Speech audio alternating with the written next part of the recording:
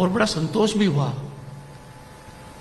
आपके यहाँ तपोवन है, योगशाला है, आपके प्रांगण के अंदर आते ही यहाँ जो सामने चित्र देखा, भारतीय संस्कृति के मूल सिद्धांत याद आ गए।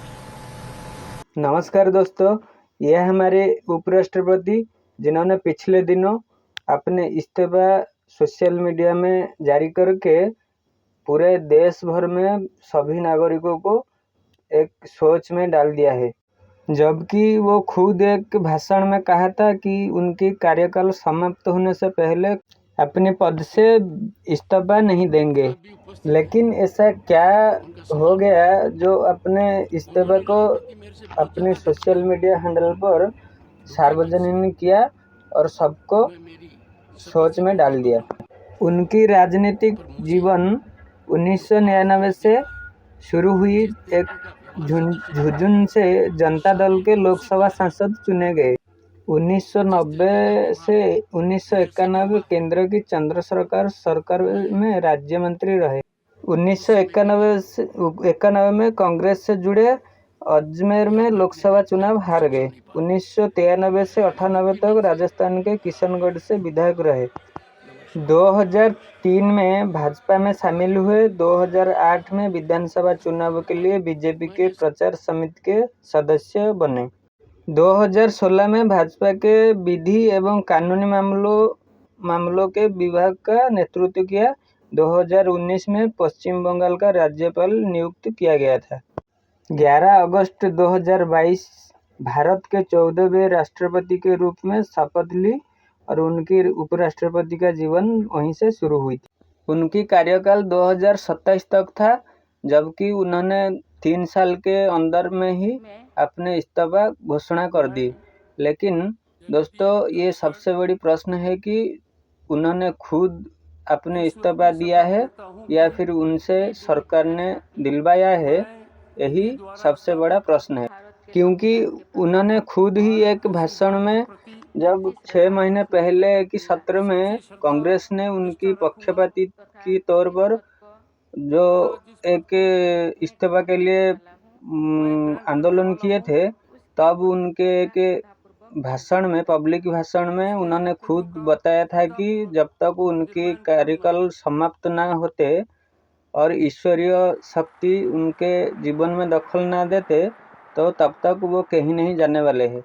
लेकिन मानसून सत्र की शुरू से ही अपने ऊपर इससे दबाव डाला गया कि जैसे कि वो अपने इस्तीफा को देने में मजबूर हुए।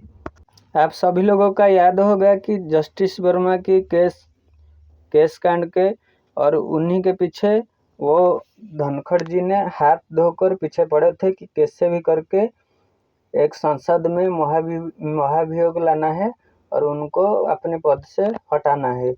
इसी के चलते मानसून सत्र जैसे ही आरंभ हुआ तो उनकी सक्रियता ज़्यादा तेज हो गया। महाभियोग प्रस्ताव लाने के लिए लोकसभा में कम से कम 100 सदस्यों के हस्ताक्षर और राज्यसभा में कम से कम 50 सदस्यों की हस्ताक्षर की आवश्यकता होती है। इसके बाद प्रस्ताव को संसद के किसी भी सदन में पेश किया जा सकता है। मानसून सत्र जैसे ही शुरू हुई तब विरोधी दलों की 50 सदस्य राज्यसभा में अपने हस्ताक्षर दे दिए, लेकिन एक भी सदस्य सरकार की ओर से कोई भी हस्ताक्षर नहीं दिए।